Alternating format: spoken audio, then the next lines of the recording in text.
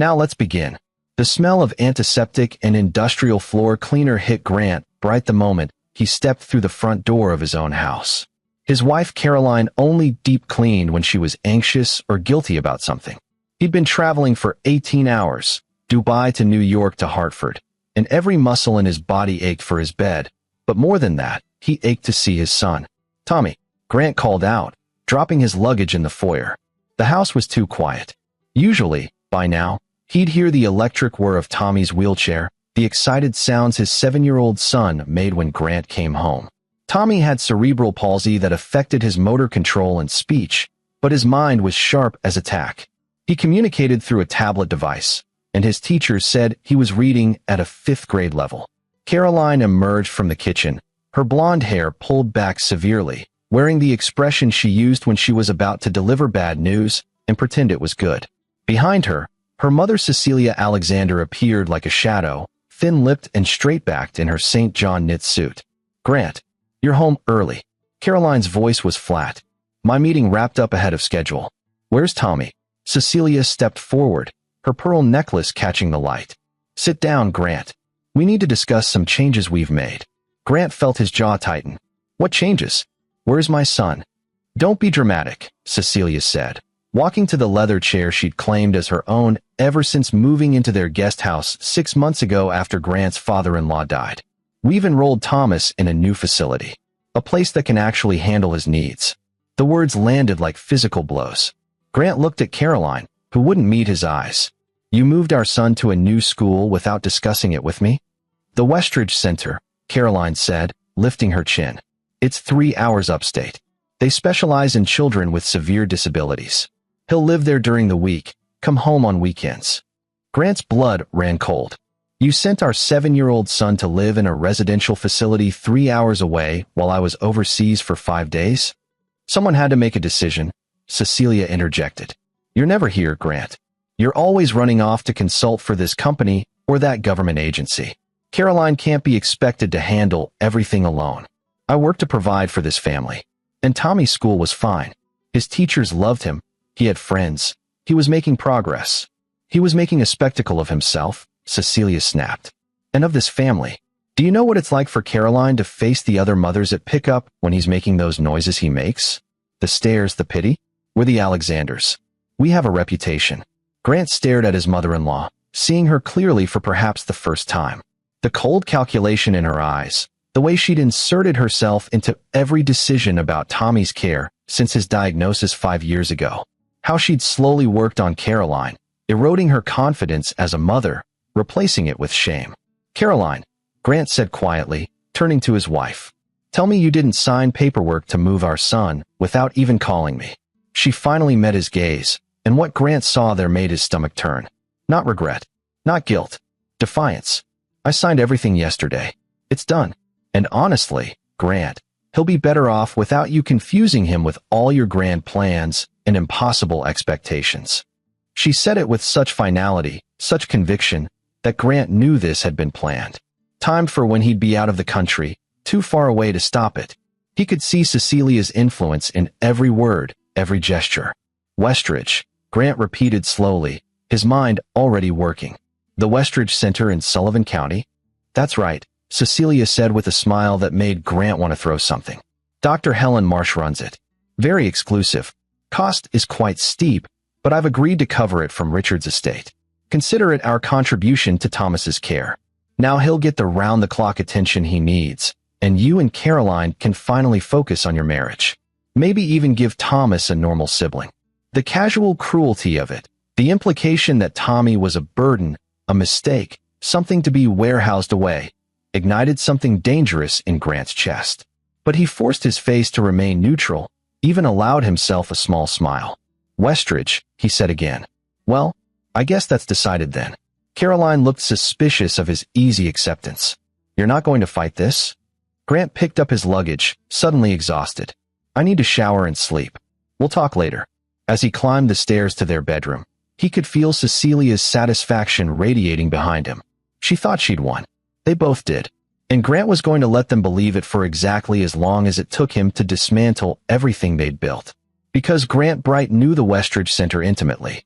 For years ago, when he was still doing advanced consultation work in assistive technology and communication devices, he'd spent 6 months helping Westridge develop their evaluation protocols. He knew Dr. Helen Marsh, knew her commitment to family-centered care, knew the facility's ironclad policies about parental rights and their mandatory family psychological assessments. Most importantly, he knew that Westridge recorded everything for research and training purposes, with full parental consent required at intake. Cecilia and Caroline had just put his son in the one place where every interaction, every evaluation, every family session would be documented by people Grant trusted. They'd handed him a weapon, wrapped it in a bow, and smiled while doing it. Grant stood under the shower spray, hot water washing away the travel grime, and began to plan. He'd learned in his years working with behavioral analysis systems and complex family dynamics that the best way to defeat an enemy was to let them think they'd already won. Let them get comfortable. Let them make mistakes. Tommy was at Westridge. That was actually perfect. Dr. Marsh would see immediately what Grant had always known. His son was brilliant, capable, and deserving of every opportunity. The staff would document Tommy's abilities, his personality, his potential, and they'd also document every interaction with Caroline and Cecilia. Grant dried off and lay down on the bed, mind racing through possibilities. He'd call Helen tomorrow, carefully, professionally. He'd start building his case with the precision he'd learned analyzing complex systems and human behavior patterns. He'd be patient, strategic. His phone buzzed. A text from an unknown number. "This is Helen Marsh at Westridge. Your son arrived this morning. We need to schedule your intake interview and family assessment. Please call me tomorrow. Also, Grant, we need to talk.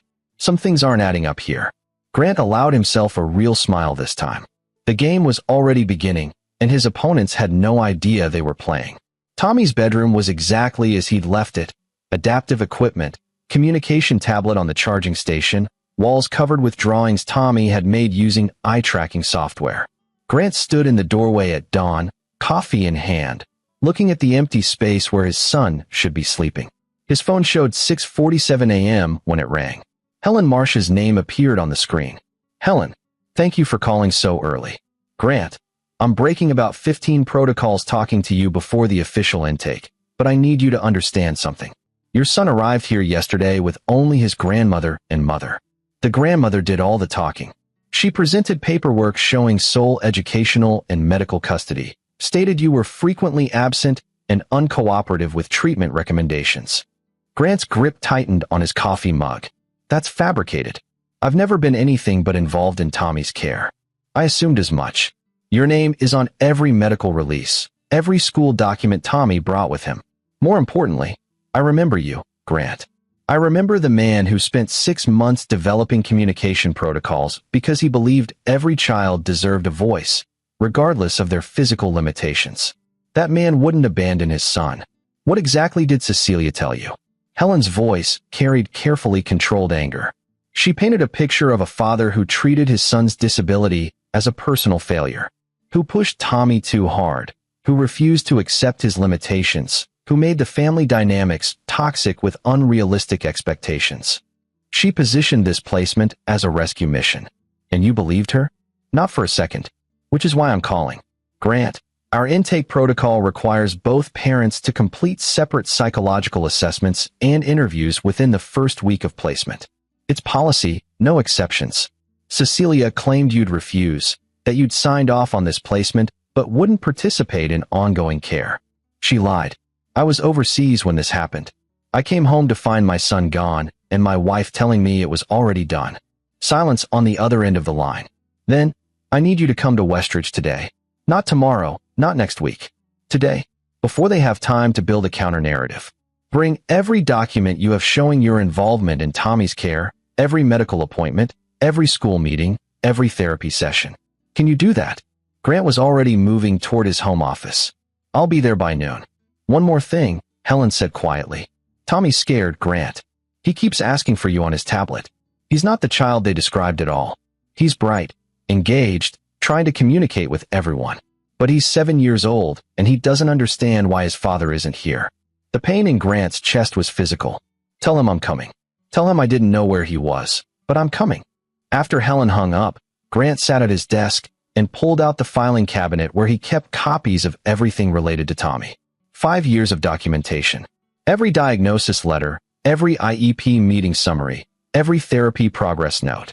Photos of him and Tommy at appointments, at the park, doing homework together.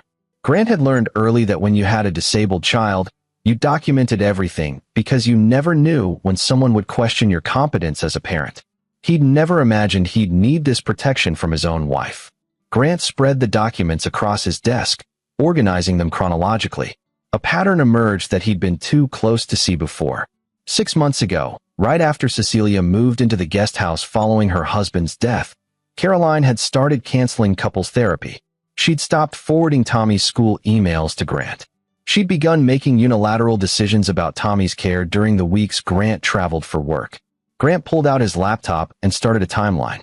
Every trip he'd taken in the past 6 months, every decision made while he was away, every time Cecilia had been present when Caroline discussed Tommy's needs.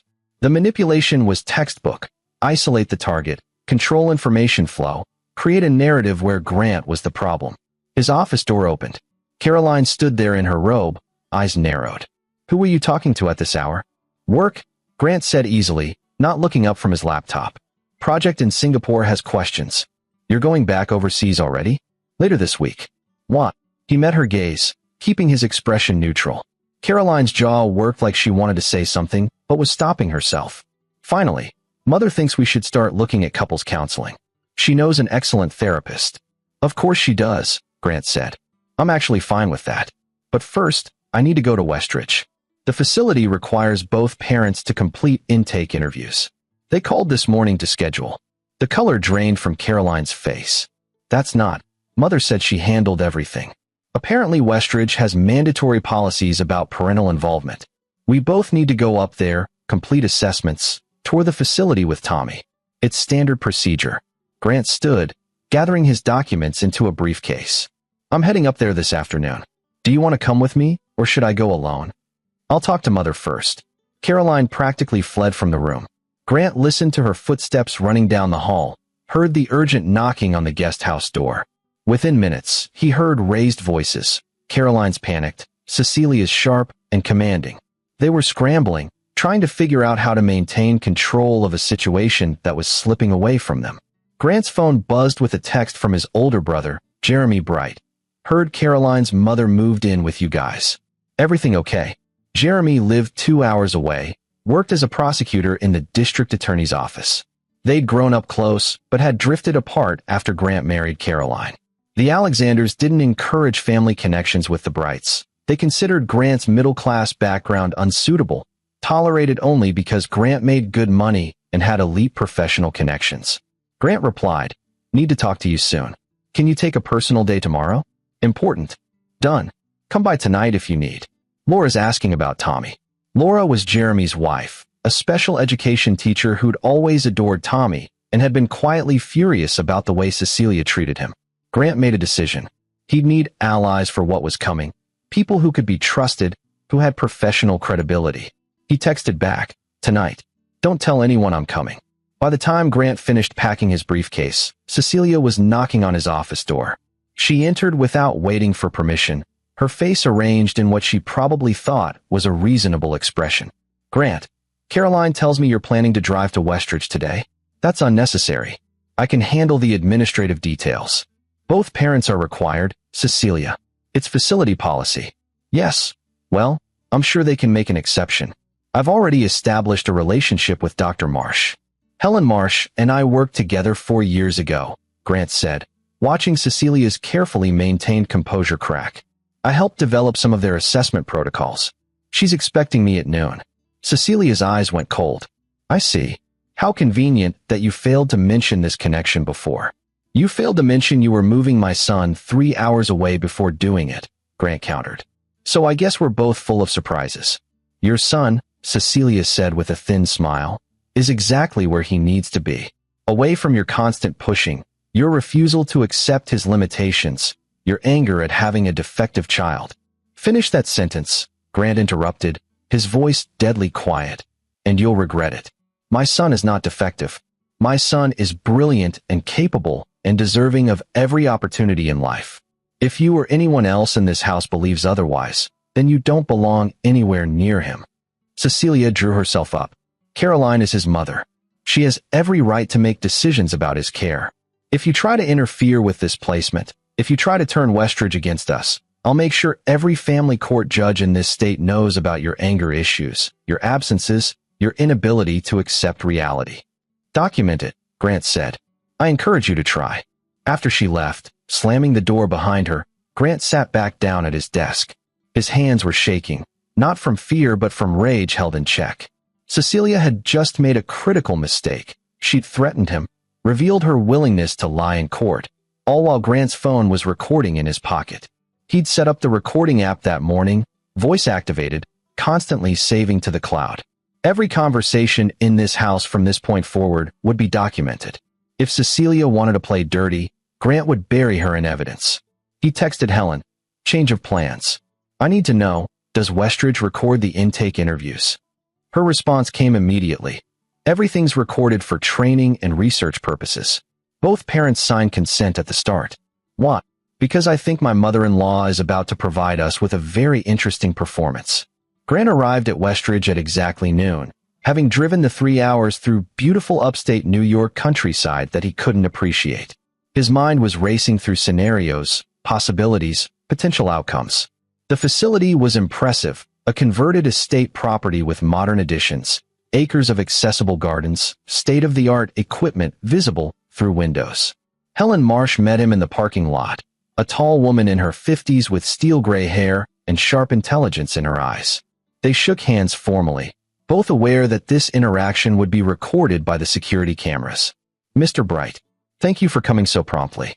Let's head to my office." Once inside with the door closed, Helen's professional mask slipped. "Tommy's doing well, all things considered. But Grant, I need you to be prepared. His mother and grandmother did a number on him. They told him this was temporary, just for a few weeks while you were traveling. They didn't tell him this was supposed to be a permanent placement. Because Caroline knows Tommy would have fought it if he understood," Grant said.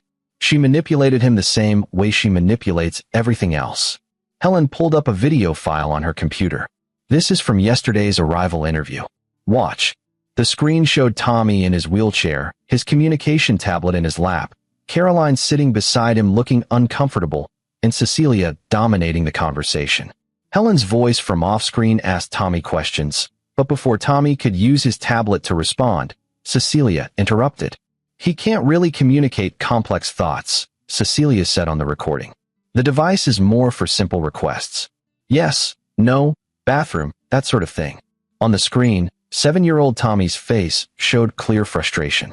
He typed something on his tablet, and the synthesized voice said, "Not true. I can say everything I think." Cecilia laughed, the sound condescending. "See? He thinks he's communicating, but it's really just programmed responses." His father filled the device with phrases. Tommy doesn't actually understand what they mean. The look on Tommy's face, betrayal, hurt, anger, made Grant want to put his fist through the wall. "Keep watching," Helen said quietly. The interview continued, with Tommy growing increasingly agitated as Cecilia described him as severely impaired, unable to handle regular classroom settings, disruptive to other students. Then Helen asked Caroline directly, "Mrs. Bright, do you agree with this assessment of Tommy's capabilities?"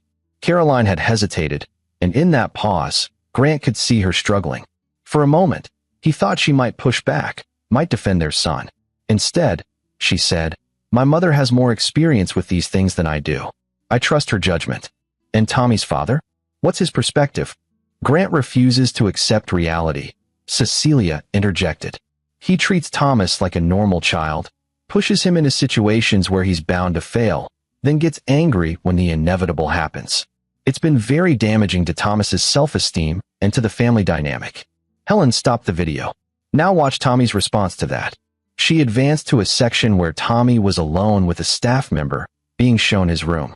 The staff member, a young man named Chris, sat down at Tommy's level and said, "Hey, Tommy, I bet this is scary, huh? New place, lots of strangers." Tommy typed, "Want my dad. Where is he? Your dad is traveling for work, right? Your mom said he'll visit when he gets back." Tommy's response took a full minute to type out, his motor control making each letter a deliberate choice. When the synthesized voice finally spoke, it said, "Dad doesn't know I'm here." Grandma said it's a surprise. Dad will be mad. Dad says I'm smart. Dad says I can do anything. Want to go home. Grant's vision blurred with tears he refused to shed. Helen handed him a tissue. That's when I knew something was very wrong, Helen said. No child Tommy's age constructs that coherent a narrative using AC unless they have significant cognitive ability. And the emotional intelligence, the understanding of family dynamics, the clear distinction between his grandmother's narrative and his father's? That's not a severely impaired child. That's a bright kid who's been systematically undermined. What do I need to do? Grant asked. First, you complete the intake assessment. I'll conduct it personally, on the record. Second, we schedule a family session with you, Caroline, and Cecilia for tomorrow. I want all three of you in a room with Tommy and our family therapist, recorded, where we assess the family dynamic. Third, you tell me honestly, is Tommy safe going home on weekends? Grant met her eyes. Physically? Yes. Emotionally? I'm not sure anymore. I thought Caroline was just overwhelmed, but watching that video, she's actively participating in diminishing him. I don't know if that's Cecilia's influence or if it's something deeper. Then we need to document everything. Because Grant, if this goes where I think it's going, you're going to need evidence that shows you're the parent who sees Tommy as a full human being with potential. And they're going to need to prove why you shouldn't have custody. The word hung in the air between them. Custody. Grant had never imagined his marriage ending, never thought he'd have to fight to maintain his relationship with his son. But standing here, seeing the evidence of how Caroline and Cecilia had manipulated Tommy, lied about him, warehoused him away, he knew what had to happen. Let's start the assessment, Grant said. And Helen, thank you. For seeing him. For believing him. Every child deserves to be seen, Helen said. That's why I do this work. Now let's make sure the record shows exactly who your son is and who's been advocating for him all along. The intake assessment took 3 hours. Helen asked extensive questions about Tommy's birth, his diagnosis, his early intervention services, his educational history. Grant answered each one with specific examples, dates, names of therapists and teachers. He showed her the photos on his phone. Tommy at age 3 in his first adaptive stroller, Grant beside him at the park. Tommy at 5, using eye gaze technology for the first time, Grant's arm around him. Tommy last month, the two of them building an accessible Lego set together, both of them laughing. You documented everything, Helen observed. I had to. When Tommy was first diagnosed, Cecilia tried to convince Caroline to institutionalize him. Said he'd be better off in a facility where professionals could handle him. I had to prove, again and again, that Tommy could thrive at home with proper support. And that's been the pattern ever since. Cecilia undermines every bit of progress. When Tommy learned to use his communication device, she claimed it was just programmed responses. When he started reading, she said he was just memorizing shapes. When his teachers praised his cognitive abilities, she suggested they were being patronizing. She's been running a campaign to prove Tommy is more impaired than he is for 5 years now. Helen made notes. Why? Grant had thought about this a lot over the years. Control. Image. The Alexander family prides itself on perfection. A disabled grandchild is an embarrassment. An institutionalized grandchild is a tragedy she can wield for sympathy. But a disabled child who's thriving, being included, succeeding, that requires effort and challenges her worldview. And Caroline, why did she go along with this placement? I don't know anymore, Grant admitted. I thought we were partners. We struggled after Tommy's diagnosis. Every couple does. But I thought we'd found our rhythm.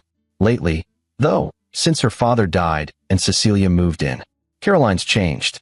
Or maybe she just stopped hiding what she always thought. When the assessment concluded, Helen walked Grant to Tommy's room. His son was with an occupational therapist, working on hand strengthening exercises. The moment Tommy saw Grant, his face transformed. Dad, the synthesized voice was loud enough to startle the therapist. Grant dropped to his knees beside Tommy's wheelchair, pulling his son into a hug. Tommy's arms came up awkwardly but with clear intent, holding onto Grant's neck. I'm here, buddy. I'm right here. Tommy pulled back, typing frantically on his tablet. The words came fast. Didn't know where you were. Grandma said surprise for you. This place is nice, but wanted to tell you first. Not mad at me. Never mad at you, Grant said fiercely. Tommy, listen to me. I didn't know you were coming here. I was traveling for work, and when I got home, you were already gone. Grandma and Mom didn't tell me. But I'm here now, okay? I'm going to figure this all out." Tommy's eyes, so like Grant's own, showed understanding beyond his years. He typed, "Grandma lies about me a lot." The therapist looked uncomfortable. Grant glanced at her, then back at Tommy. "Yeah, buddy, she does. But the people here, Dr. Marsh and everyone else, they're going to see how smart you are. They're going to see the real you. Can you show them that for me?" Tommy nodded, then typed, "Going home soon?" Grant's heart cracked. "We'll figure it out. I promise." He spent 2 more hours with Tommy, reading together, playing adaptive games, just being present. The staff observed everything, making notes. Grant didn't care. Let them document every interaction. Let them see what a father looked like when he actually loved his son. On the drive back, Grant called Jeremy. "I need your legal expertise. And I need to know, if I file for divorce and fight for custody, what are my chances?" His brother's response was immediate. "Come over now, Laura, and I will help you figure this out." By the time Grant pulled into Jeremy's driveway in a suburban neighborhood that felt like a different world from the Alexander estate property, the sun was setting. Jeremy and Laura Bright met him at the door, both of them radiating concern. "Tell us everything," Jeremy said. So Grant did. He told them about coming home to find Tommy gone, about Cecilia's machinations, about the video recordings Helen had shown him, about Tommy's message that "Grandma lies about me a lot." He told them about the years of subtle undermining, the way Cecilia had slowly isolated Caroline from Grant's influence, how he'd been too focused on work to see the pattern forming. Laura, who'd taught special education for 15 years, was visibly furious. That woman described Tommy as severely impaired. He's reading at a 5th grade level. He's been in inclusion classrooms. He has friends. She's been crafting a narrative, Jeremy said grimly. "Grant, this is textbook parental alienation. If she can make Tommy seem more disabled than he is, she can justify the placement. If she can paint you as in denial, she can justify excluding you from decisions. This is calculated. What do I do? Document everything. Which you're already doing, thank God. But we need to go further. I need you to get a custody attorney tomorrow. I'll recommend someone. File for divorce. File for primary custody of Tommy. And most importantly, file a motion to prevent Caroline from making any educational or medical decisions without your consent until the custody situation is resolved." "That's going to blow everything up," Grant said. "It's already blown up," Laura said gently. "They moved your son 3 hours away without telling you. That's not a marriage that can be saved, Grant. That's a battlefield, and Tommy's the prize they're fighting over. You need to make sure you're the one who wins." Grant spent the night at Jeremy's house, too exhausted to face Caroline and Cecilia. He called Caroline to tell her he was staying with his brother, citing work discussions. She didn't even sound concerned. "Mother thinks you might be having an affair," Caroline said. "She saw your phone records. Lots of calls to someone named Helen." Grant laughed, the sound bitter. "Helen Marsh is the director at Westridge. I've been coordinating Tommy's care. But thank your mother for going through my phone records without permission. That'll be useful in court." "Court?" Caroline's voice went shrill. "What are you talking about?" "Family session tomorrow at Westridge. 1 p.m. Dr. Marsh is expecting all 3 of us. You, me, and Cecilia. If you don't show up, she'll note it in Tommy's file. See you there, Caroline." He hung up before she could respond. Tomorrow, everything would be recorded. Tomorrow, Cecilia and Caroline would have to explain, on camera, to a professional family therapist, exactly why they'd moved Tommy without Grant's knowledge. They'd have to defend their assessment of his capabilities in front of people who'd already spent 2 days observing him. They'd have to lie to people who knew what the truth looked like. Grant finally allowed himself to feel the exhaustion, the grief, the rage. But underneath it all, there was something harder. Determination. Cecilia thought she'd won by moving Tommy to Westridge. Instead, she'd handed Grant a weapon, a stage, and an audience of mandated reporters who took child welfare seriously. Tomorrow, the real battle began, and Grant intended to make sure Tommy's grandmother regretted ever underestimating him. The family therapy room at Westridge was carefully designed to be non-threatening. Comfortable chairs arranged in a circle, natural light, neutral colors. Grant arrived early and met briefly with Dr. Helen Marsh and the facility's family therapist, a woman named Dr. Rita Santos. "Remember," Dr. Santos said, My job today is to observe family dynamics and assess Tommy's emotional well-being in context of his family relationships. I'm going to ask direct questions, and I need honest answers. The goal is to understand what's best for Tommy. Understood, Grant said. What will you be looking for specifically? Who speaks for Tommy? Who speaks over Tommy? Who makes assumptions about his abilities versus who asks him directly? How Tommy responds to each family member. Nonverbal cues. Power dynamics. She paused. And I'll be watching for any signs of parental alienation or manipulation. Caroline arrived exactly at 1 p.m., dressed in designer casual, where that probably cost more than most people's monthly rent. Cecilia was with her, wearing another perfect suit, her expression set in patient condescension. Neither of them expected to see Jeremy and Laura Bright sitting in the waiting area. What are they doing here? Cecilia demanded. Supporting their nephew, Jeremy said mildly. We won't be in the session, but we're here for Tommy. This is a private family matter. Which is why we're staying in the waiting room, Laura interrupted. But we're not leaving the building until we see Tommy. Dr. Santos emerged before the argument could escalate. Mrs. Bright, Mrs. Alexander, Mr. Bright, let's go ahead and get started. Tommy's waiting in the therapy room. Tommy was already positioned in the circle, his communication tablet ready, his eyes bright with intelligence that no one could deny once they spent 5 minutes with him. When he saw his father, his whole face lit up. When he saw Caroline and Cecilia, his expression shuddered, became guarded. Dr. Santos noticed. So did the cameras recording everything. Thank you all for coming, Dr. Santos began. Tommy, are you comfortable? Do you need anything before we start? Tommy typed, I'm good. Excellent. So, the purpose of today's session is to understand your family dynamics and make sure everyone's on the same page about your care, Tommy. Let's start with an easy question. Tommy, who do you want to answer first? I'll ask you something, and then I'll ask your family members to share their perspective. Tommy typed, okay. Tommy, how do you feel about being at Westridge? Tommy's response took a moment. Place is nice. People are nice. But I miss my house. I miss my room. I miss my dad being there every night. When did you find out you'd be staying here? 2 days before. Grandma said it was a vacation place. Like camp. Didn't know I was staying all week. Dr. Santos turned to Caroline. Mrs. Bright, Tommy says he thought this was temporary, like camp. What was your understanding? Caroline shifted uncomfortably. We told him it was a trial period. That's not what Grandma said. Tommy typed immediately. She said I was staying here because I need special help that home can't give me. She said Dad would understand later. Cecilia's jaw tightened, but her voice remained smooth. Thomas misunderstood. His processing issues. Tommy, Dr. Santos interrupted gently. Do you feel like you misunderstood what your grandmother told you? No. I understand words just fine. Grandma thinks I don't, but I do. The room went silent. Dr. Santos made a note. Let's talk about your home life before coming here, Tommy. Who helped you with your homework? Dad. Every night when he was home. When he traveled, Mom helped sometimes, but Grandma said I was too much work. Did Grandma say that to you directly? Tommy hesitated, then typed. She said it to Mom. In the kitchen. I was in the living room, but I could hear. She said I was too much work and Mom deserved a break from dealing with me. Cecilia's face flushed. That's taken out of context.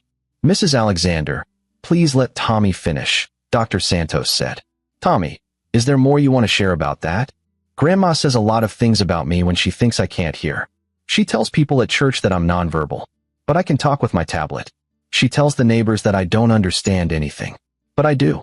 She makes me sound stupider than I am. The word stupider hung in the air. Grant wanted to reach over and hug his son, but he forced himself to stay still. Let this play out. Dr. Santos turned to Grant. Mr. Bright, what's your understanding of Tommy's cognitive abilities? My son is brilliant, Grant said simply. He reads at a 5th grade level. He understands complex math concepts. He has a sophisticated sense of humor. His cerebral palsy affects his motor control and his speech, but his mind is sharp. Anyone who spends real time with him knows that. And yet the intake paperwork describes Tommy as severely cognitively impaired with minimal communication abilities. Mrs. Alexander, you completed that paperwork. Can you explain the discrepancy? Cecilia's composure was cracking. I completed that paperwork based on Caroline's input and my observations. Grant has always been in denial about the severity of Thomas's condition. Grandma's lying. Tommy typed, the synthesized voice cutting through Cecilia's words. Dad's not in denial. Dad sees me. Grandma doesn't want to. Thomas, that's disrespectful. Cecilia started. Is it true or not true? Tommy typed back. Dr. Santos said honest answers. Dr. Santos was writing rapidly. Tommy, I want to ask you something important. Do you feel safe at home? The question clearly caught Tommy off guard. He thought about it, his face showing the concentration of someone choosing words carefully. Finally, he typed, safe from being hurt, yes. Safe from being sad because of mean words, no. Who says mean words to you? Not to me. About me. Grandma tells Mom that I'm never going to be independent, that I'm always going to be a burden, that they should have listened to the doctors who said to put me in a home when I was little. Mom doesn't say I'm wrong when Grandma says that stuff. Caroline made a small sound, almost a gasp. Grant looked at his wife and saw tears on her face, but he didn't know if they were from shame or from being exposed. Mom. Tommy typed, turning his wheelchair slightly toward Caroline. Why didn't you tell Grandma to stop saying that stuff about me? The question was so simple, so heartbreaking, that even Dr. Santos looked affected. Caroline covered her face with her hands. I didn't know you could hear, Caroline whispered. I'm in a wheelchair, not deaf. And even if I couldn't hear, you should have told her to stop anyway. Because it's not true. I'm not a burden. Dad says I'm a gift. Grant had to look away, his throat tight. He'd told Tommy that 100 times, 1,000 times, but he'd never known if his son truly believed it when the world seemed to constantly tell him otherwise. Dr. Santos let the moment sit, then continued. Let's talk about the decision to place Tommy here at Westridge. Mr. Bright, when did you learn about this plan? When I came home from a business trip 2 days ago. Tommy was already here. Caroline and Cecilia had moved him while I was overseas. And you weren't consulted? No. I wasn't even informed until after it was done. Dr. Santos turned to Cecilia. Mrs. Alexander, can you explain why Mr. Bright wasn't included in this decision? Grant is rarely home. He's always traveling for work. Someone had to make decisions. I travel approximately 1 week per month, Grant interrupted. I work from home the other 3 weeks. I attend every medical appointment, every IEP meeting, every parent-teacher conference. I'm the parent who knows all of Tommy's therapist's names, who coordinates his equipment maintenance, who troubleshoots his communication device when it glitches at 2 a.m. So please, explain again why I wasn't consulted about moving my son to a residential facility. Cecilia's eyes flashed with anger. Because you would have said no. You would have made this harder than it needed to be. You refuse to accept that Thomas needs more care than you can provide. What specific care does Tommy need that I'm not providing? He needs, Cecilia fumbled for words. He needs professional supervision. He needs to be around people trained to handle his outbursts. I don't have outbursts, Tommy typed. I get frustrated sometimes when people talk to me like I'm stupid, but I don't have outbursts. Dr. Santos looked at Cecilia. Has Tommy had documented behavioral issues at school or at home? Silence. Caroline finally spoke up, her voice small. No. He's generally a happy kid. Then I'm confused about the reasoning behind this placement, Dr. Santos said. Tommy is cognitively intact, emotionally regulated, and by all accounts thriving in his home environment with appropriate support. Westridge is a wonderful facility, but we typically serve children who need intensive therapeutic intervention or whose families cannot provide adequate care at home. From what I'm seeing, Tommy doesn't fit that profile. He needs to be with his peers, Cecilia tried. Other disabled children who understand him. I have friends at regular school, Tommy typed. They understand me fine. Disability doesn't mean I only want disabled friends. Grant watched his 7-year-old son dismantle his grandmother's arguments with simple truth, and he'd never been prouder. But he also saw the calculation in Cecilia's eyes, the way she was regrouping, looking for another angle. The cost of Tommy's care at home is unsustainable, Cecilia said finally. The equipment, the modifications, the therapy. Caroline can't manage it alone when Grant is traveling. I pay for all of Tommy's care, Grant said flatly. His equipment, his modifications, his therapy. I handle all the coordination with insurance and vendors. Caroline's involvement is minimal because that's how she wanted it. She said it was too stressful to deal with medical bureaucracy. Caroline flinched. Dr. Santos made another note. It seems to me, Dr. Santos said carefully, that we have a fundamental disagreement about Tommy's needs and capabilities. Mr. Bright sees Tommy as a capable child who needs specific support. Mrs. Alexander seems to see Tommy as more impaired and in need of institutional care. Mrs. Bright, you haven't said much. What's your perspective? Caroline looked between her mother and Grant, trapped. I don't know anymore. Mother was so certain that this was the right thing. She said Tommy would be happier here, that Grant was putting too much pressure on him to be normal. What pressure? Grant asked. Give me one example of me putting inappropriate pressure on Tommy. You make him do homework at grade level when he could have easier modifications, Caroline said. Because he reads at grade level. Why would I give him work below his ability? You took him to regular sports events when he could have gone to adaptive sports. He wanted to go to his friends' baseball games. He wanted to be included in normal activities. Was I supposed to tell him no because it might make you uncomfortable? The truth was coming out now, the real reason behind all of this. Not that Tommy needed institutional care. Not that Grant was unfit. But that having a visibly disabled child in normal spaces made Caroline and Cecilia uncomfortable. Made them face stares and questions. Made them feel less than perfect. Tommy had been sitting quietly, but now he typed something long enough that everyone waited. Finally, the words came. I don't want to stay here. I want to go home with Dad. This place is nice, but it's not my home. My room is at home. My stuff is at home. My life is at home. I'm sorry if I embarrass Mom and Grandma, but I can't help being disabled. I didn't choose this. And I don't think I should have to hide away because it makes them uncomfortable. The silence that followed was deafening. Dr. Santos set down her pen and looked at each adult in turn. I think we're done for today, she said. I'll prepare my assessment for Tommy's file. But I want to be clear with all of you. Tommy has clearly expressed his desire to go home and his awareness of the family dynamics at play. That will be a significant factor in any recommendations I make about his placement. Cecilia stood abruptly. I don't appreciate the implication that I've done something wrong here. Everything I've done has been for Thomas's benefit.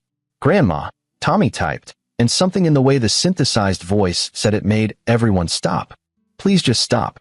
I know you think you're helping, but you're not. You're hurting me, and you're hurting Dad. And I think you're hurting Mom too, because she used to be nicer before you moved in. Out of the mouths of babes, Grant thought. His 7-year-old son had just articulated what Grant had been unable to put into words for 6 months. Dr. Santos escorted them out. In the waiting room, Jeremy and Laura immediately stood up. Laura went straight to Tommy, dropping to her knees beside his wheelchair. Hey, kiddo. We missed you. Tommy's face lit up. Aunt Laura. He typed. Did you bring Uncle Jeremy? Right here, buddy. Jeremy ruffled Tommy's hair. We were thinking maybe you could come stay with us this weekend, if your dad thinks that's okay.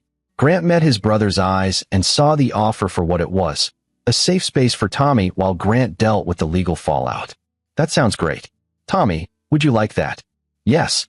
Uncle Jeremy has the game system with the adaptive controllers. As Tommy talked excitedly with his aunt and uncle about weekend plans, Grant pulled Dr. Santos aside. What happens now? I write up my assessment. It'll be in Tommy's file. If this goes to court, and Mr. Bright, I think it will, that assessment will be available. I'll also be flagging some concerns about parental alienation and making a report to Child Protective Services, not because Tommy is being physically abused, but because there's evidence of emotional manipulation and potential educational neglect in the form of inappropriate placement. Will that report help me get custody? It'll help establish a pattern. Combined with the video recordings from intake and today's session, it paints a clear picture. She paused. Grant, that's a remarkable child you have. He's self-aware, articulate, and emotionally intelligent. Whatever you've been doing as a parent, keep doing it. After everyone left, Grant took Tommy outside to the facility's gardens. They sat together on a bench, Tommy's wheelchair beside him, both of them looking at the sunset. Dad, Tommy typed, are you and Mom getting divorced? Grant had never lied to his son about important things. I don't know yet, buddy. Maybe. Because of me? No, Grant said firmly. Never because of you. Because sometimes adults make decisions that hurt the people they're supposed to protect. And when that happens, other adults have to make hard choices to keep everyone safe. Tommy thought about that. Will I still see Mom? Of course. Whatever happens, she's still your mom. Even if she let Grandma be mean about me? Grant's heart hurt. Even then, People make mistakes, Tommy. Sometimes big ones. Mom made some bad choices, but that doesn't mean she doesn't love you. She has a funny way of showing it, Tommy typed. Then, Dad, I'm glad you found me. I was scared you wouldn't come. I'll always come for you, Grant promised. Always. That night, Grant met with the attorney Jeremy recommended, a woman named Rita Coleman who specialized in family law and disability rights. He brought all his documentation, all his recordings, the reports from Dr. Santos and Helen Marsh. Rita reviewed everything, making notes. Finally, she looked up. Mr. Bright, I'm going to be honest with you. In normal circumstances, judges are reluctant to remove a child from the mother's custody. But these aren't normal circumstances. Your wife conspired with your mother-in-law to move your disabled son to a residential facility without your knowledge while you were out of the country. She signed legal documents giving educational and medical decision-making power to someone else. She's allowed a third party to systematically undermine your son's capabilities and your role as a parent. And all of this is documented. Can we win? Not just win. We can bury them. I'll file for divorce tomorrow, emergency motion for custody, and a restraining order preventing any further educational or medical decisions without your consent. With this evidence, I can have Tommy home with you within a week. What about Caroline? What happens to her? Rita's smile was sharp. That depends on how hard her mother fights and how dirty she's willing to play. But Mr. Bright, you've done everything right. You've documented everything. You've been present. You've advocated for your son. If they fight this, they're going to have to explain to a judge why they thought it was appropriate to move a thriving child to institutional care without the father's knowledge. That's not a fight they can win. Grant left the attorney's office feeling something he hadn't felt in days: hope. Real, solid hope. Cecilia had thought she was so clever, moving Tommy to Westridge. She'd thought she'd backed Grant into a corner. Instead, she'd put his son in the care of professionals who saw the truth, who documented everything, who would testify on Grant's behalf if needed. Sometimes, Grant thought, the best revenge was simply letting your enemies destroy themselves with their own actions. And Cecilia Alexander, in her arrogance and cruelty, had done exactly that. The legal papers were filed on Thursday morning. Caroline was served at the house at 10 a.m. by a process server who handed her the divorce petition, the emergency custody motion, and the restraining order preventing any educational or medical decisions regarding Tommy without Grant's explicit written consent. Grant wasn't there to see her reaction. He was at Jeremy's house, having moved his belongings out in the early morning hours while Caroline and Cecilia were still asleep. Everything he needed fit in his car: clothes, laptop, personal items. Everything that mattered was already with him: his documentation, his evidence, and his son's unconditional love. His phone started ringing at 10:15 a.m. Caroline, 27 missed calls. Then Cecilia's number. Then Caroline again. Grant let them all go to voicemail. Rita had been clear: no contact except through attorneys. Every word from this point forward was potential evidence. At noon, Helen Marsh called. Grant, I thought you should know. Mrs. Alexander just called demanding that Tommy be released to her custody immediately. She's claiming you've kidnapped him. What did you tell her? That Tommy is a resident of Westridge under a signed placement agreement, and changes to custody arrangements must go through proper legal channels. She threatened to sue.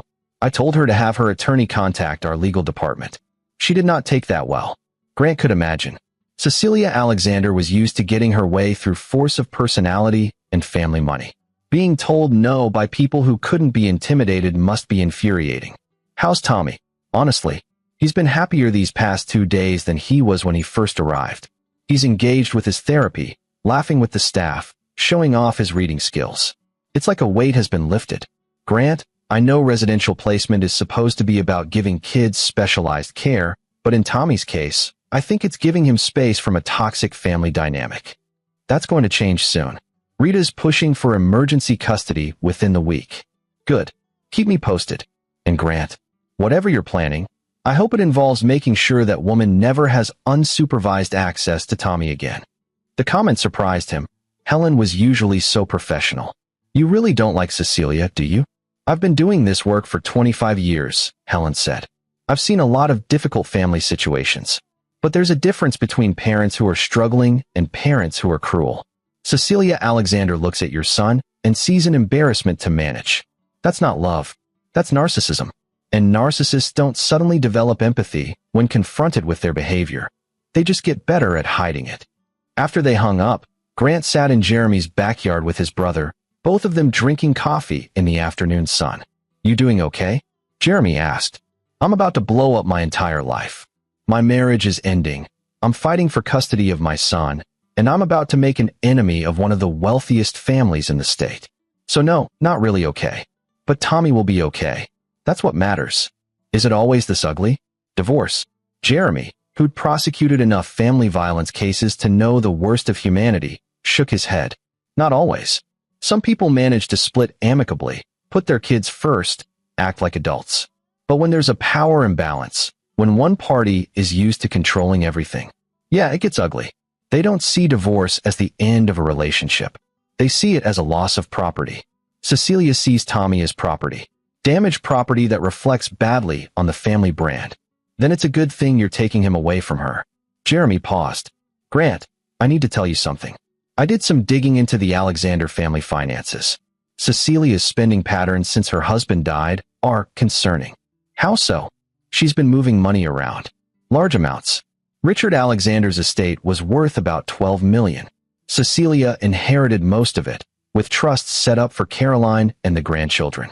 But in the past 6 months, she's transferred nearly $2 million out of the main accounts into a series of LLCs that she controls."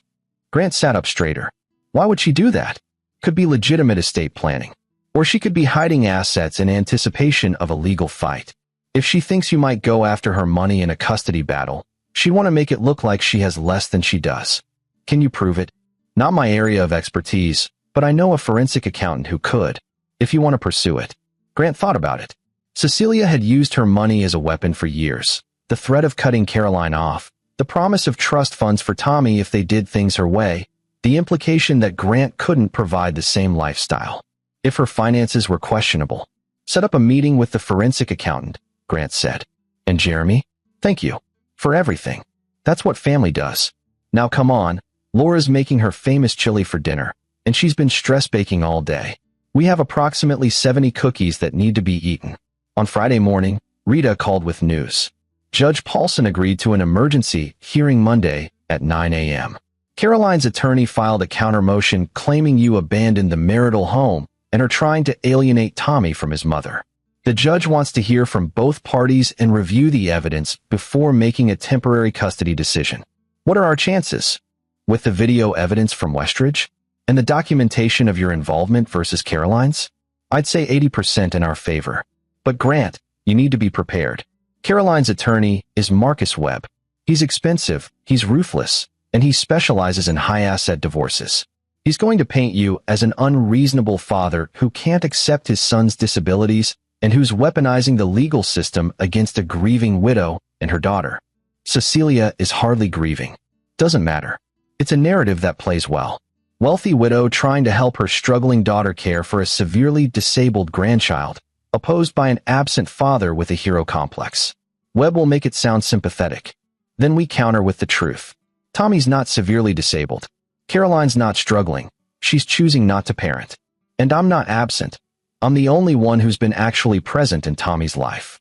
That's exactly what we'll do. But Grant, be ready. They're going to come at you hard. The weekend passed in a strange bubble. Grant visited Tommy at Westridge both days, bringing books and art supplies, just spending time together. Tommy seemed to sense something big was happening, but didn't push for details.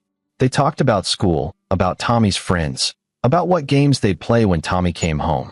When I come home, Tommy typed on Saturday afternoon, "Can we redecorate my room? Maybe make it more grown-up." "Absolutely. Whatever you want." "And Dad, can we not invite Grandma over for a while?" The question was so carefully phrased, so polite despite the enormity of what Tommy was really saying, that he didn't feel safe around his own grandmother, that Grant had to take a moment before responding. "Buddy, Grandma's not going to be coming over. Not for a long time." Tommy's relief was visible.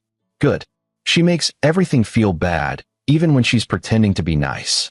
On Sunday night, Grant lay awake in Jeremy's guest room, mentally preparing for court. He'd worn suits in corporate boardrooms, negotiated with government officials, given presentations to hostile audiences. But tomorrow felt different. Tomorrow, He'd be fighting for his son's future against people who were supposed to love Tommy as much as he did. His phone buzzed with a text from an unknown number. "This is Caroline. Please, can we talk before court? Just us. No lawyers, no mother. Please." Grant stared at the message for a long time.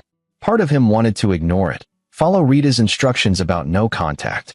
But another part, the part that had loved Caroline once, that had chosen her as his partner, that had made a child with her, wondered if maybe, just maybe, she was finally seeing clearly. He texted back, "Neutral location. Public place. Tomorrow morning, 7 a.m. The coffee shop on Main Street." Her response was immediate. "Thank you." Monday morning came too quickly. Grant arrived at the coffee shop at 6:55, ordered black coffee, and sat where he could see the door. Caroline walked in at exactly 7 a.m., dressed simply in jeans and a sweater, her hair down, no makeup. She looked younger, more vulnerable, nothing like the polished Alexander woman she usually presented. She sat down across from him without ordering anything. "Thank you for meeting me. You have 10 minutes, Caroline. Talk. I know I don't deserve your forgiveness. I know what I did was unforgivable. Moving Tommy without telling you, signing those papers, letting mother manipulate everything." She twisted her wedding ring around her finger. "I'm not asking you to drop the divorce. I'm not even asking you to forgive me. I'm asking you not to completely take Tommy away from me.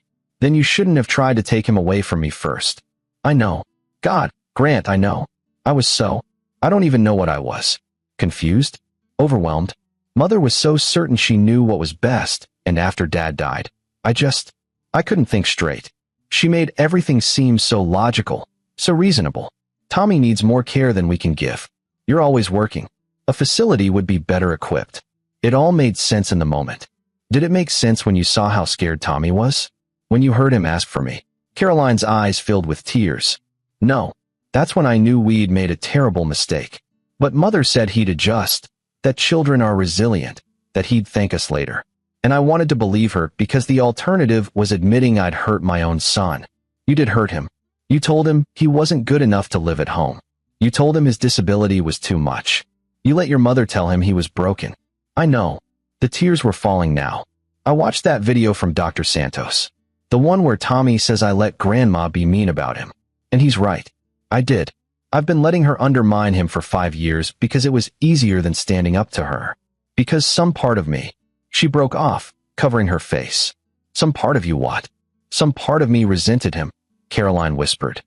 "For not being perfect. For being hard. For making me feel like a failure as a mother because I couldn't fix him. And Mother fed that resentment. She made it seem reasonable, justified. But Grant, I see now what I've done. I see who I've become. And I hate myself for it." Grant should have felt vindicated. He'd wanted Caroline to understand, to acknowledge her failures. But sitting across from the woman he'd once loved, watching her fall apart, he just felt tired. "What do you want from me, Caroline?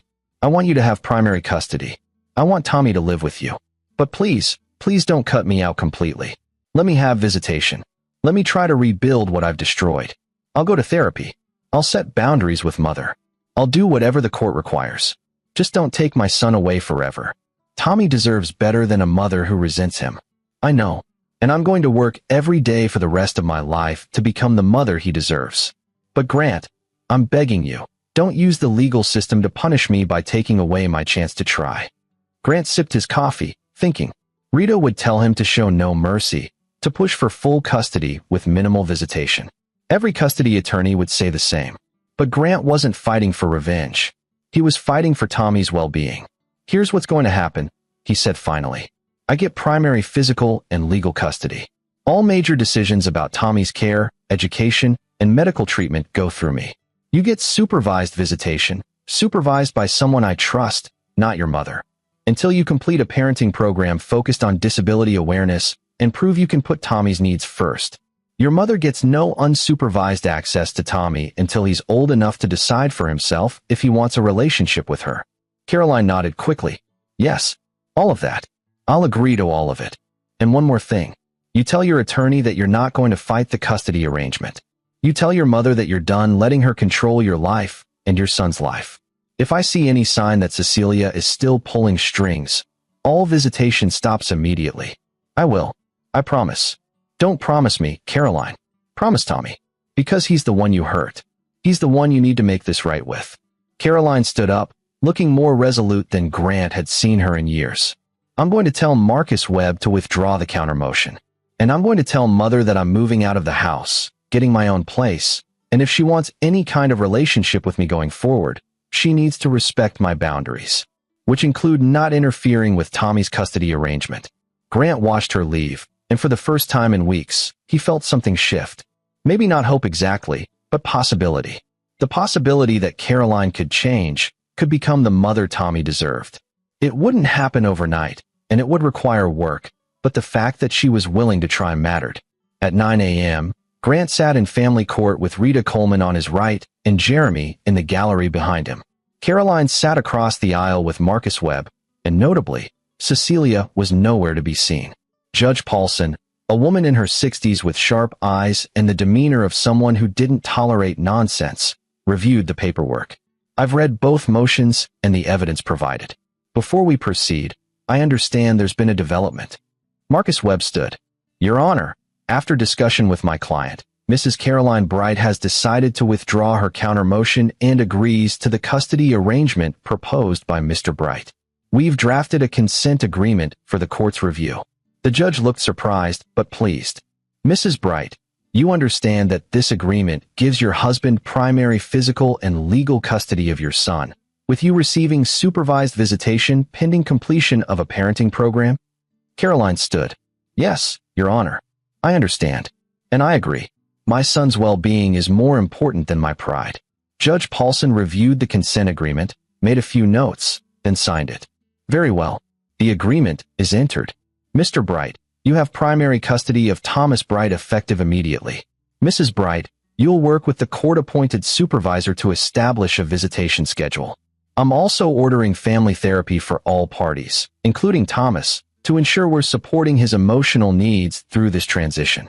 She looked up at both of them. I'll be honest with you both. I see a lot of ugly custody battles in this courtroom.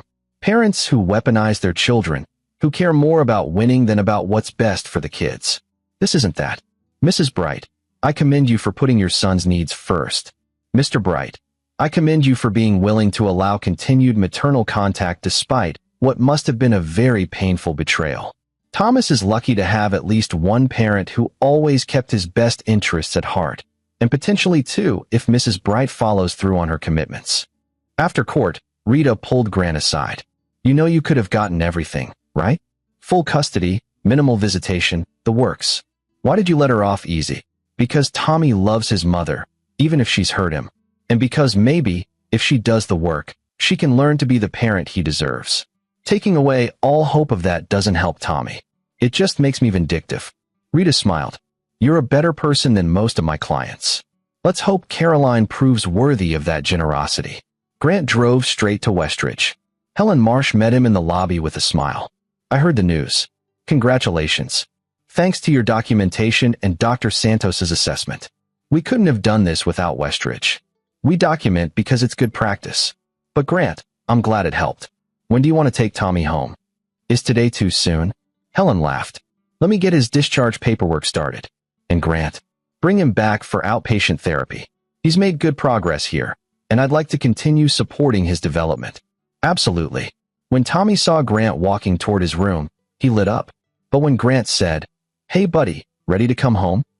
Tommy's expression shifted through confusion, hope, and disbelief in rapid succession. Really? For good. For good. You're coming home with me today. Tommy's whole body seemed to lift with joy. He typed frantically. Is Mom coming too? No, buddy. Mom's going to have her own place for a while. But you'll see her regularly. And it's going to be you and me, just like you wanted.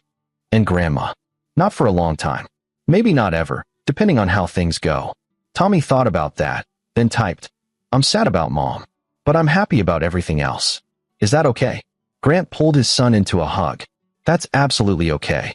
You're allowed to feel complicated things about complicated situations. That's what makes you human. They packed up Tommy's room together, loaded everything into Grant's car, and drove away from Westridge. As they headed south toward home, Tommy typed a long message. Dad, can I ask you something? Always. When we get home, can we make cookies? And can we watch that space documentary you told me about? And can we just Be normal for a while. No fighting, no crying, no big serious talks. Just cookies and TV and being okay. Grant's throat tightened. Yeah, buddy. We can do exactly that. They stopped at the grocery store and bought cookie ingredients. Chocolate chip, Tommy's favorite. At home, the new home Grant had found. A ranch-style house with fully accessible features and a yard where Tommy could navigate easily. They mixed dough together. Grant did the manual parts. Tommy directed operations from his wheelchair with his tablet. More chocolate chips, Dad. The recipe says 1 cup, but we should do 2. That's basically cookie dough-flavored chocolate at that point. Exactly. What's your point? Grant laughed and dumped in extra chocolate chips. They made a mess of the kitchen, ate raw cookie dough despite Grant's half-hearted protests about salmonella, and burned the first batch because they got distracted by the space documentary. It was imperfect and chaotic and absolutely perfect. Cecilia Alexander did not take defeat gracefully. The first sign came 3 days after Grant brought Tommy home, when his attorney Rita called with a warning. Cecilia's filed a grandparents' rights petition. She's claiming that you're denying her access to Tommy and that it's harmful to their relationship. She's also alleging that you're poisoning Tommy against her.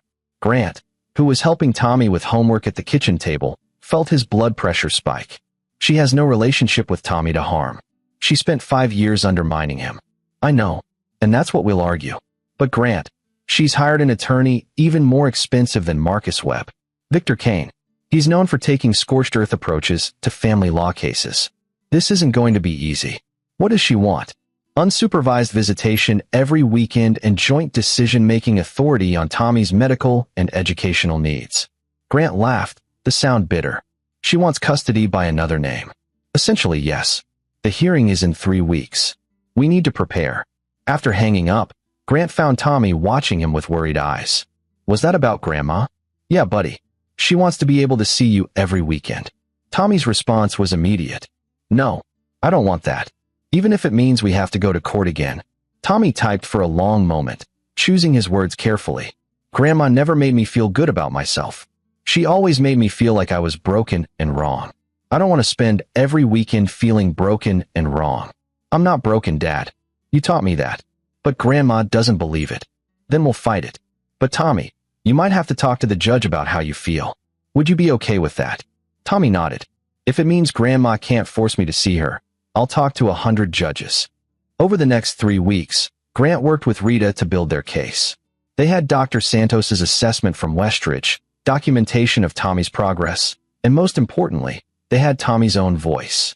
At 8 years old, Tommy was old enough that a judge would listen to his preferences, especially given his clear cognitive abilities. Jeremy came through with information from his forensic accountant contact. They met in Grant's new living room. Papers spread across the coffee table while Tommy did homework in his room. Cecilia's been moving money around for 8 months, the accountant, a sharp-eyed woman named Susan Park, explained. She's created 4 LLCs, all with vague names like Alexander Family Trust Management and RMA Holdings. She's transferred nearly $3 million through these entities. Is that illegal? Grant asked. Not inherently, but the timing is suspicious.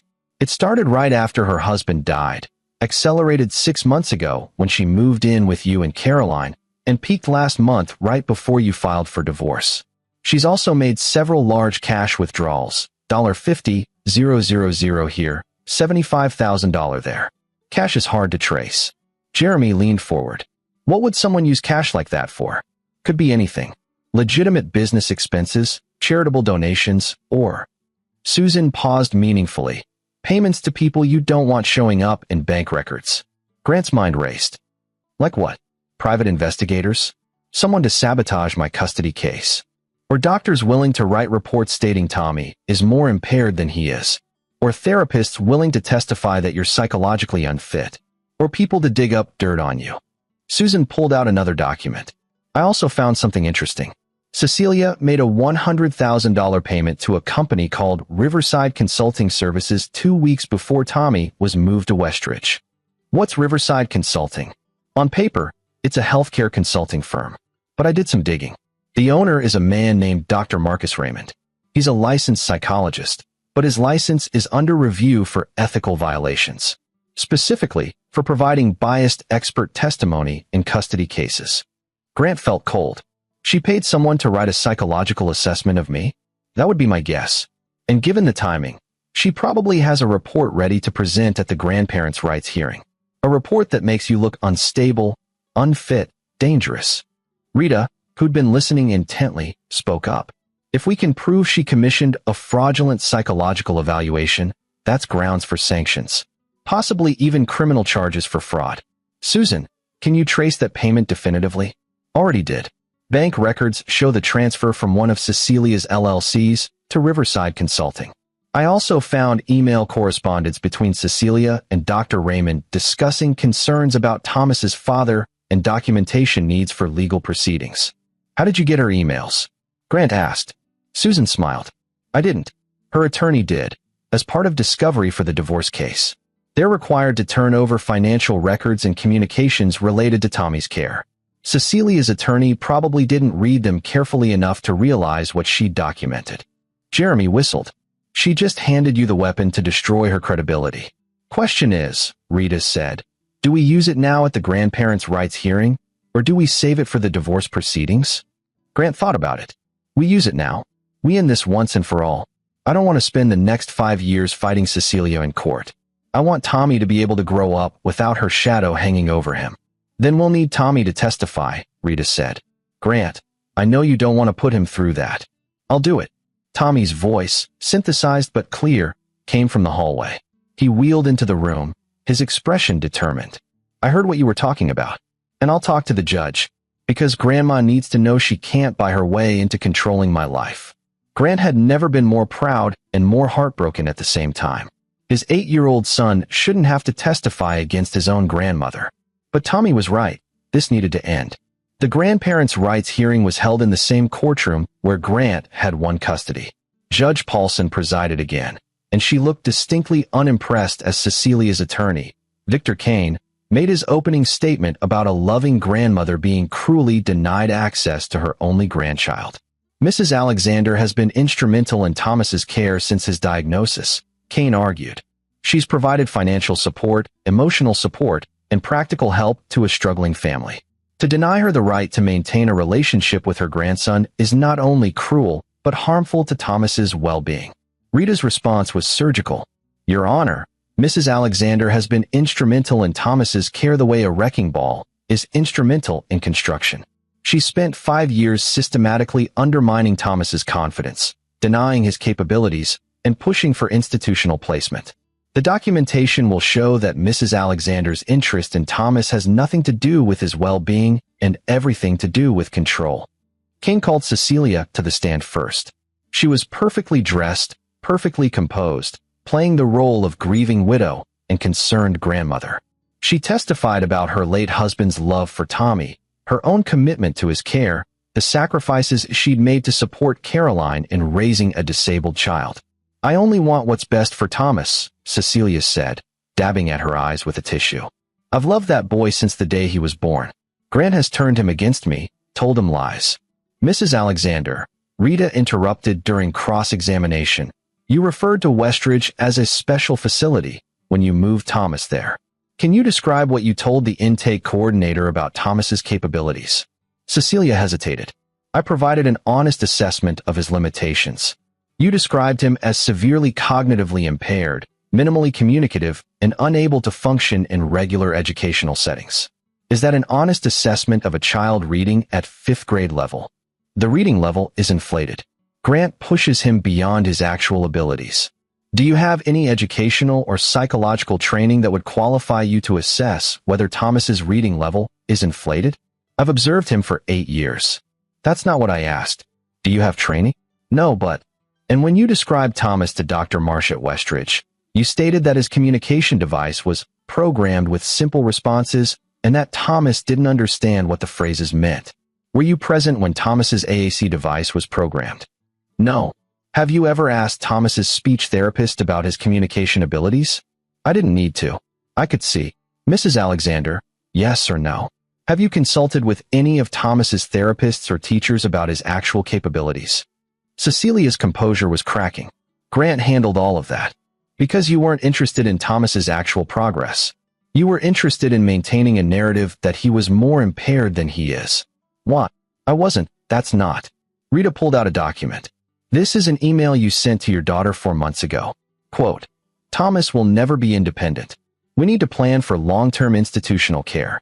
The sooner Caroline accepts this reality, the easier the transition will be. Why were you pushing for institutional placement for a thriving 8-year-old? He wasn't thriving. He was struggling, and Grant refused to see it. Struggling how? Specifically, Cecilia fumbled. His progress was slow. He needed more support. His IEP reports show consistent progress meeting all goals. His teachers described him as engaged and capable. His therapist reported excellent cooperation and advancement. So again, Mrs. Alexander, where was Thomas struggling?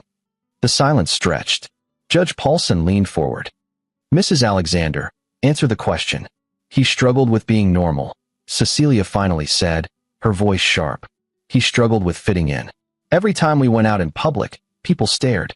Every time Caroline had to lift him or manage his equipment, people watched.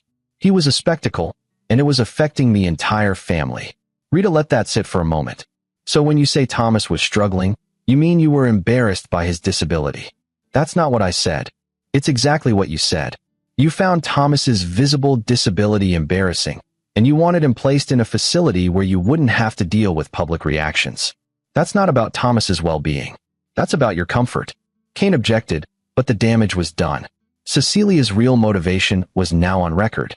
Rita introduced the documentation from Westridge, the videos showing Tommy's capabilities and Cecilia's misrepresentations. She introduced the emails where Cecilia pressured Caroline to agree to placement. And then, Rita dropped the bomb. Your Honor, we've also discovered that Mrs. Alexander commissioned and paid for a psychological evaluation of Mr. Bright without his knowledge or consent from a psychologist currently under investigation for ethical violations. She handed up Susan Park's financial documentation and the emails between Cecilia and Dr. Raymond. Judge Paulson's expression went from disapproving to furious as she read. Mrs. Alexander, did you pay Dr. Marcus Raymond $100,000 to prepare a psychological assessment of Grant Bright? Cecilia looked at her attorney, who looked blindsided. I consulted with Dr. Raymond about family dynamics. You commissioned a fraudulent psychological evaluation to use in custody proceedings. That's not consulting. That's attempted fraud upon the court. Your Honor, Kane interjected, we were unaware of this payment. That doesn't excuse it. Mrs. Alexander, do you have this alleged psychological evaluation? Cecilia's silence was answer enough. Judge Paulson set down the papers. I'm going to hear from Thomas now. Bailiff, please bring him in. Tommy entered the courtroom in his wheelchair, Grant's brother Jeremy, pushing him. Tommy wore a button-down shirt and looked small but determined. The bailiff lowered the witness stand microphone, and Tommy positioned his communication tablet on the stand's surface. Judge Paulson smiled at him, her expression gentling. Hi, Thomas. I'm Judge Paulson. You're not in any trouble, okay? I just want to ask you some questions about your family. Do you understand? Tommy typed. Yes, ma'am. How old are you, Thomas? 8. But everyone calls me Tommy. Okay, Tommy. Do you know why we're here today? Tommy typed a long response. When it played, the courtroom went silent. My grandmother wants to force me to visit her every weekend. But I don't want to visit her. She makes me feel bad about myself.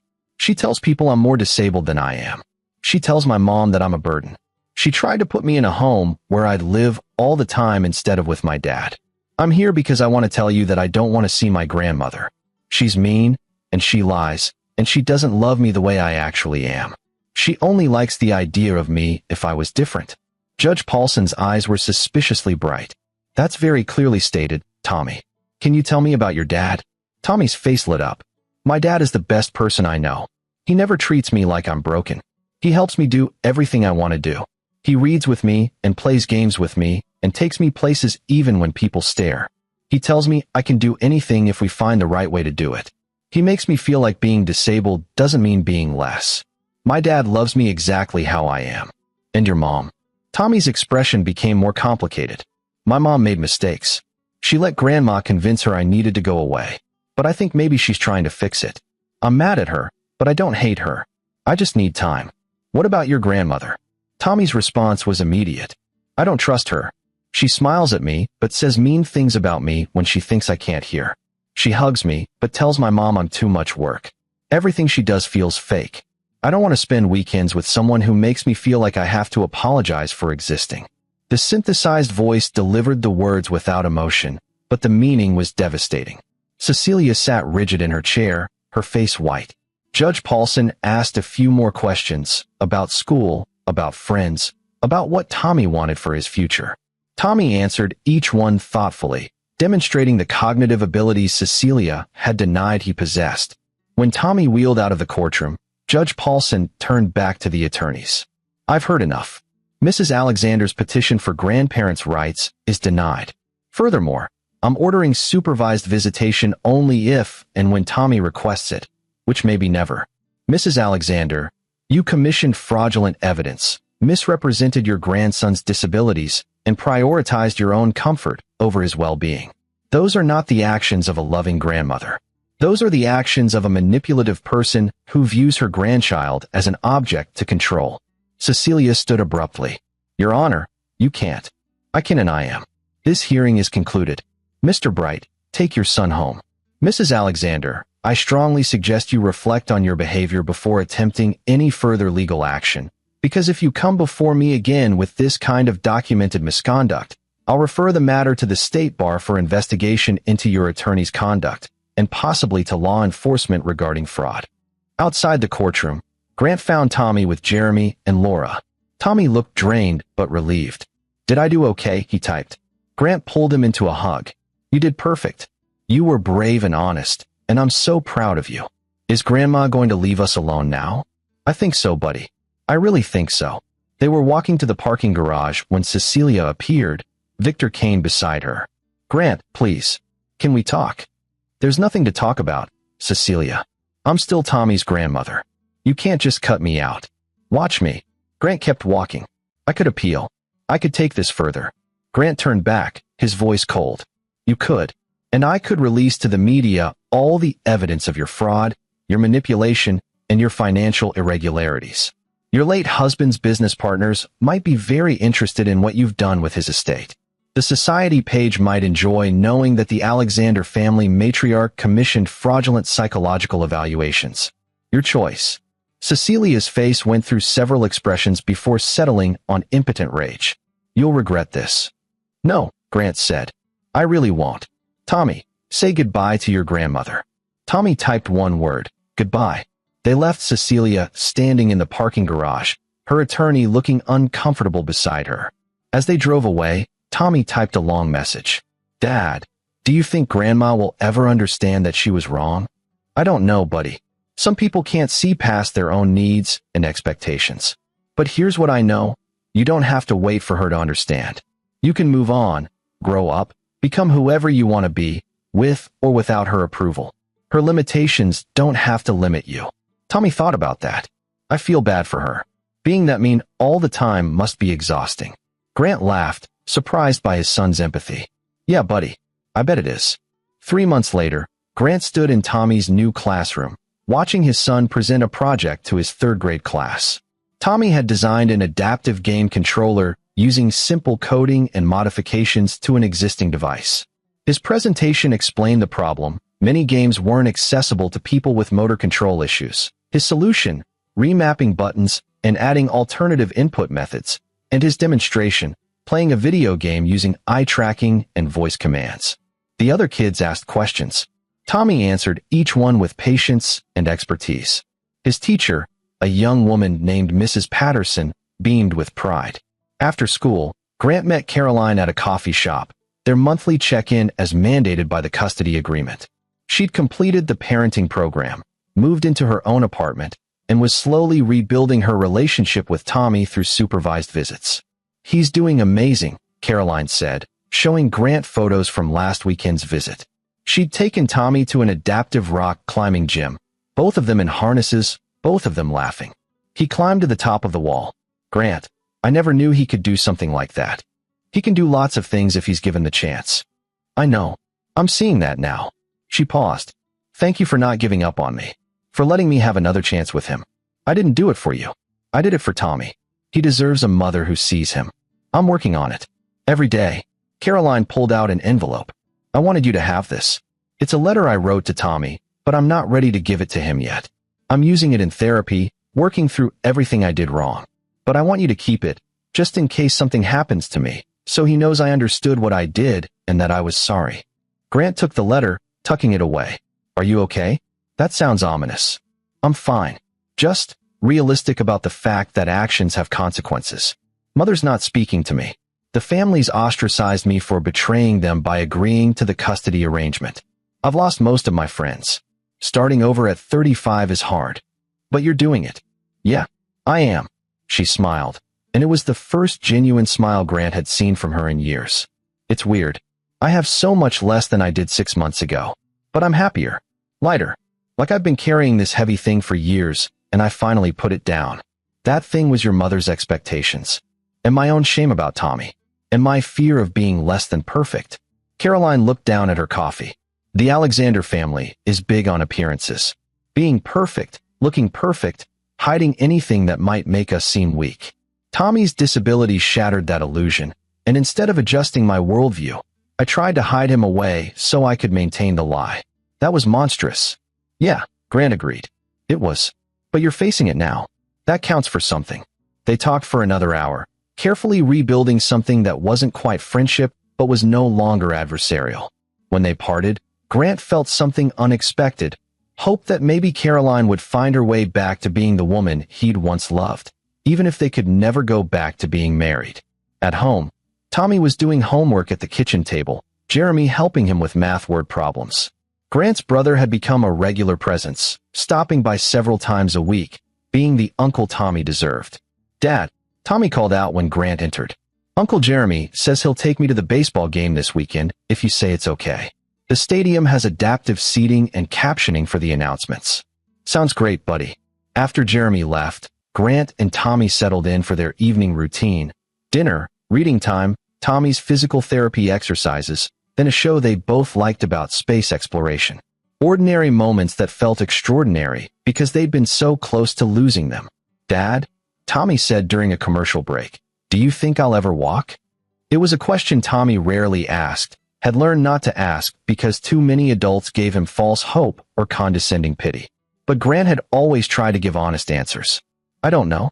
Your doctors say probably not without significant medical intervention, and those interventions come with risks. But here's what I know. You don't need to walk to be complete. You're already whole, already capable, already everything you need to be. But sometimes I wish I could, just to see what it's like. To run, to jump. Normal stuff. I know, buddy. And it's okay to wish for things, to feel sad about what cerebral palsy took from you. But don't let that sadness make you forget everything you have. You're brilliant, creative, kind, brave. You stood up to your grandmother in court. You teach your friends about accessibility. You're making a difference in the world, Tommy. Walking or not walking doesn't change that." Tommy nodded, processing. "Can I ask you something?" "Always." "Do you ever regret having me? Like, if you could go back and know that your kid would be disabled, would you still want me?" Grant felt his heart break and heal at the same time. "Tommy, look at me. I wouldn't change a single thing about you. Not your disability, not your challenges, not one moment of the journey we've been on together. You are exactly who you're supposed to be, and I am so grateful every single day that I get to be your dad. You're not a burden. You're not a tragedy. You're my greatest joy." Tommy's eyes were wet, but he was smiling. "Even when I wake you up at 2 a.m. because my leg spasms? Even then. Even when I take forever to type something and you have to wait. Even then. Tommy, being your dad has taught me patience, creativity, advocacy, and unconditional love. You've made me a better person. So no, I don't regret a thing. And anyone who can't see what an incredible human you are doesn't deserve to be part of your life." Tommy wheeled closer and hugged Grant fiercely. "I love you, Dad. I love you too, buddy. Always." Later that night, after Tommy was asleep, Grant stood in the doorway of his son's room, watching him breathe peacefully. The room was filled with evidence of Tommy's personality: books, art projects, his communication tablet charging on the nightstand, adapted game controllers, a poster of the solar system. Grant thought about everything they'd been through. Cecilia's manipulation, Caroline's betrayal, the court battles, the fear of losing Tommy to institutional placement. But standing here, seeing his son safe and happy, Grant knew it had all been worth it. Cecilia had tried to weaponize Tommy's disability against him. Instead, she'd exposed her own cruelty and lost everything: her relationship with her grandson, her credibility in court, her control over Caroline. The facility she'd chosen to warehouse Tommy away had become the place that documented his capabilities and vindicated Grant's advocacy. Sometimes the best revenge wasn't elaborate or dramatic. Sometimes it was just living well, raising your child with love and dignity, and watching your enemies destroy themselves with their own choices. Grant's phone buzzed with an email from Helen Marsh. Subject line: Tommy's progress report and some news. Grant, the email read, I wanted to update you on Tommy's continued progress in our outpatient program. He's exceeded every goal we've set and is testing well above grade level in reading and math. His adaptive technology skills are so advanced that we've asked if he'd be willing to help us test new equipment. With your permission, of course. On another note, you should know that Dr. Marcus Raymond's medical license was suspended yesterday. It turns out your mother-in-law wasn't the only person he sold fraudulent evaluations to. There's a criminal investigation ongoing, and several of his previous cases are being reviewed. Your decision to expose that connection may have helped a lot of families. Also, Cecilia Alexander contacted me last week asking for copies of Tommy's records from his time here. I denied the request, as she's not listed as an authorized party. She threatened legal action. I told her to proceed if she wishes, as we have nothing to hide, and I'd be happy to testify about my interactions with her. She hung up. Keep up the good work with that amazing kid of yours. He's going to do great things. Grant smiled and texted back a thank you. Then he forwarded the email to Rita Coleman, just in case. You never knew when you'd need documentation. The next morning, Grant woke to find Tommy already awake, typing on his tablet at the kitchen table. You're up early, buddy. Couldn't sleep. I was thinking about something. Tommy turned his wheelchair to face Grant. I want to write a blog. About being a disabled kid, about my experiences. Mrs. Patterson said I'm a good writer. And I think maybe other kids like me would like to know they're not alone. Grant sat down, struck by his son's empathy and emotional intelligence. That's a great idea. We'd need to be careful about privacy, use a pseudonym maybe. But yeah, I think you could help a lot of people with your story. Can we call it Wheels and Words? Like, my wheelchair and my communication device.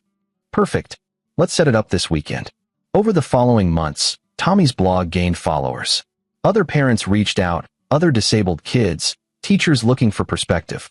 Tommy wrote about adaptive technology, about dealing with ableism, about the things that made him feel seen versus the things that made him feel invisible. He wrote about his grandmother, not naming her, but describing the experience of having family members who couldn't accept his disability. One post went viral. I don't need to be fixed. I need to be supported. There's a difference. Grant watched his son find his voice, his platform, his purpose. And he thought about how Cecilia had tried so hard to silence Tommy, to make him small and manageable. Instead, she'd given him a story that resonated with thousands of people, an example of overcoming family rejection, a reason to help others. 6 months after the grandparents' rights hearing, Susan Park called with final news about Cecilia's finances. The IRS is investigating her for tax fraud, Susan reported. Those cash withdrawals and hidden LLCs? She didn't report any of it. She's looking at significant penalties, possibly criminal charges. And the estate attorney for her late husband's business found that she'd been systematically draining accounts that were supposed to be held in trust for charitable foundations. There are civil suits coming. Is any of that my concern? Grant asked. Not unless she tries to come after you for more custody challenges.